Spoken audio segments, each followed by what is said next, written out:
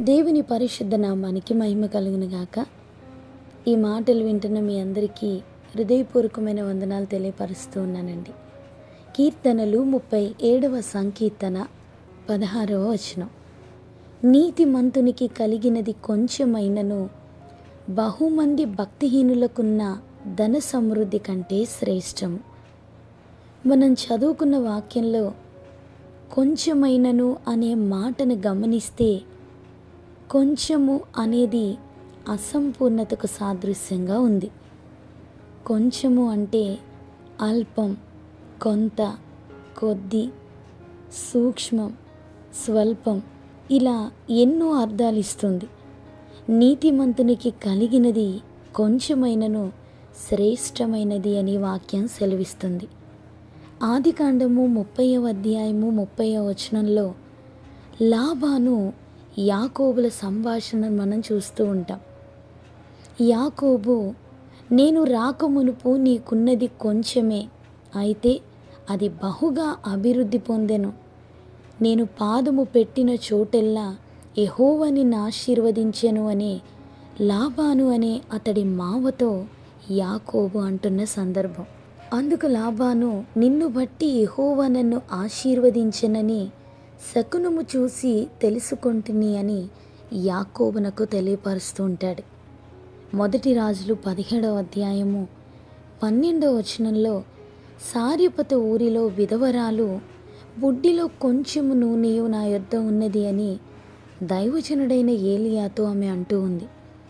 అందుకు ఏలియా గారు, భూమి మీద యెహోవా వర్షము కురిపించు వరకు ఆ తొట్టెలో ఉన్న పిండి తక్కువ కాదు, బుడ్డిలో నూనె అయిపోదని ఇశ్రాయేలీల దేవుడైన యెహోవా సెలవిచ్చి ఉన్నాడు అని ఏలియా గారు విధవరాలికి దేవుని మాటను వాగ్దానముగా ప్రకటించారు.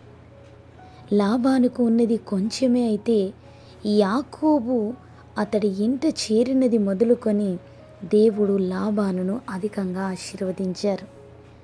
కొంచెమే నూనెతో తన జీవితాన్ని కొనసాగిస్తూ ఉన్న ఆ విధవరాలిని దేవుడు దర్శించి కరువు దినములన్నిటను ఆమెను దేవుడు పోషించి కొంచెమును గొప్ప ఆశీర్వాదంగా మార్చివేశారండి.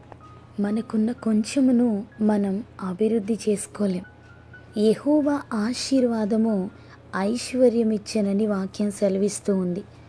మనకున్న కొంచెమును సమృద్ధిగా మార్చే దేవునిని ఆధారం చేసుకోగలిగితే అలనాడు దేవుడు భక్తుల జీవితాలలో ఎట్టి కార్యాలు జరిగించారో మించి మన జీవితాల్లో కూడా ఆయన జరిగించగలిగినటువంటి శక్తివంతుడు.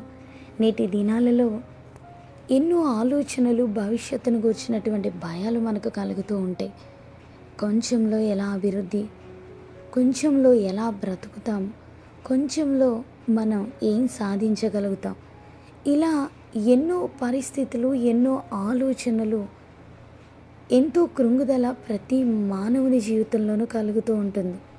అయితే ఆత్మీయ బిడలంగా మన జీవితాల్లో కొంచెము అనే పరిస్థితి అది దైవికమైనదేనండి. కొద్దిలోనే దేవుడు ఆశీర్వాదాన్ని కలిగిస్తారు. 5 రొట్టెలు 2 చిన్న చేపలు యేసు ప్రభువారి యొక్క హస్తాలలోనికి వెళ్ళినప్పుడు అవి అనేకులకు ఆహారంగాను అనేకులకు దీవెనగాను మార్చబడ్డాయి. మనకున్న కొద్దీ లెక్కించగలిగిందే అయినా ఆయన ఆశీర్వాదం లెక్కకు మించినది అనే విషయాన్ని మనం గమనించాలి. కొంచెం ఆశీర్వాదం ఒక గొప్ప అద్భుతమైనటువంటి దీవెనను మనకు కలిగిస్తూ ఉంటుంది. దేవుని సన్నిధిలో దేవుని పాదాల యొద్ద కనిపెట్టి ప్రార్థించే ప్రతి ప్రార్థన సాక్ష్యంగా ఏ రీతిగా మారుతుందో దేవుడు మనకిచ్చిన కొంచెము అనేకులకు ఆశ్చర్యాన్ని కలిగించేట్టుగా వాక్యానుసారమైనటువంటి దీవెన చేత మనల్ని ఘనపరుస్తుంది. అట్టి కృప దేవుడు మనందరికీ దయచేయనుగాక. ఆమేన్.